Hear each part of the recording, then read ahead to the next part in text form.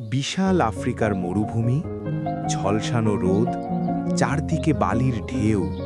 এমন কঠিন পরিবেশেও কিছু প্রাণী হাসি মুখে বেঁচে থাকে। তাদের মধ্যেই সবচেয়ে মজার, বুদ্ধিমান এবং সামাজিক প্রাণী হল মিরক্যাট। ছোট্ট শরীর, কৌতূহলী চোখ আর মানুষের মতো দাঁড়িয়ে চারপাশ দেখা, এই বৈশিষ্ট্যই তাকে সবার কাছে আলাদা করে তোলে। মিরক্যাট কে? মিরক্যাট এক ধরনের ছোট স্তন্যপায়ী প্রাণী। এরা বেজি বা মঙ্গুস পরিবারের সদস্য। দেখতে ছোট হলেও এরা খুবই বুদ্ধিমান, সামাজিক এবং সাহসী প্রাণী।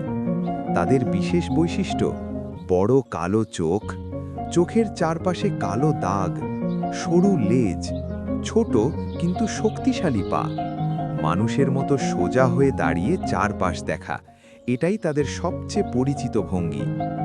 কোথায় থাকে মিরক্যাট? মিরক্যাট থাকে আফ্রিকার মরুভূমি অঞ্চলে, বিশেষ করে দক্ষিণ আফ্রিকা, নামিবিয়া, বতসোয়ানা, কালাহারি মরুভূমি। এরা থাকে এমন জায়গায় যেখানে বালি বেশি, গাছ কম, তাপমাত্রা খুব বেশি। এই কঠিন পরিবেশই তাদের বাড়ি। মাটির নিচের শহর। মিরক্যাটরা মাটির নিচে বিশাল গর্তের শহর তৈরি করে। একটি গর্তে থাকতে পারে অনেকগুলো কক্ষ, অনেকগুলো পথ, আলাদা ঘুমানোর জায়গা। এই গর্তগুলো তাদের রক্ষা করে গরম থেকে, শত্রু থেকে, ঝড় থেকে। মাটির নিচে তাদের পুরো একটা শহর তৈরি হয়। পরিবার ও সমাজ।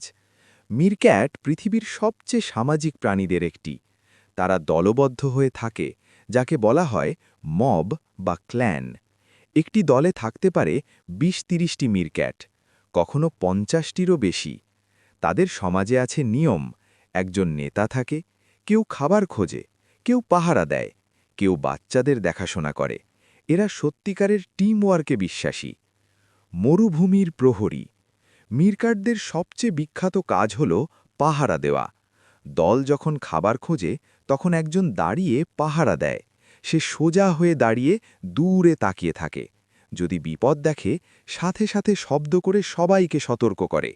এ যেন ছোট্ট সৈনিক। কি খায় মিরক্যাট?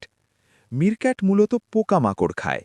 তাদের খাদ্য তালিকায় আছে পিঁপড়ে, বিছা, মাকড়সা, ছোট সাপ, টিকটিকি, ডিম। সবচেয়ে অবাক করা বিষয়, এরা বিছার বিষেও ভয় পায় না। তাদের শরীর বিছার বিষ সহ্য করতে পারে। চলাফেরা ও দৈনন্দিন জীবন। মিরক্যাট দিনের বেলা সক্রিয় থাকে। সকাল শুরু হয় সূর্যের আলোতে গা গরম করে, তারপর সবাই বের হয় খাবারের খোঁজে। দিনের বেশিরভাগ সময় কাটে খোঁড়াখুড়ি করে, খাবার খুঁজে, খেলাধুলা করে। রাতে সবাই গর্তে ফিরে ঘুমায়। শত্রু কারা? ছোট হওয়ায় মিরক্যাটের শত্রু অনেক। তাদের শত্রু ঈগল, শিয়াল, সাপ। তাই পাহারা দেওয়া তাদের জীবনের সবচেয়ে গুরুত্বপূর্ণ কাজ। বাচ্চাদের বড় করা। মিরক্যাট সমাজে বাচ্চা বড় করা সবার দায়িত্ব। শুধু মা নয়, পুরো দল মিলে বাচ্চাদের বড় করে। একে বলে কোঅপারেটিভ পেরেন্টিং। এরা বাচ্চাদের শেখায় খাবার খোঁজা, শত্রু থেকে বাঁচা, দলবদ্ধ থাকা। বন্ধুত্ব ও ভালোবাসা।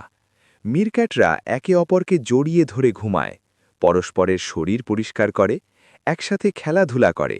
তাদের বন্ধুত্ব মানুষের মতোই গভীর। প্রকৃতিতে ভূমিকা। মিরক্যাট মরুভূমির পরিবেশ ঠিক রাখতে সাহায্য করে। তারা পোকামাকড় নিয়ন্ত্রণ করে, মাটি খুঁড়ে বাতাস ঢুকতে সাহায্য করে, অর্থাৎ মরুভূমিকে জীবন্ত রাখে। উপসংহার: ছোট হলেও মিরক্যাট অসাধারণ বুদ্ধিমান, সাহসী এবং সামাজিক প্রাণী। তাদের জীবন আমাদের শেখায় একতা, সহযোগিতা এবং পরিবারী শক্তি। মরুভূমির কঠিন জীবনেও তারা হাসি মুখে বেঁচে থাকে।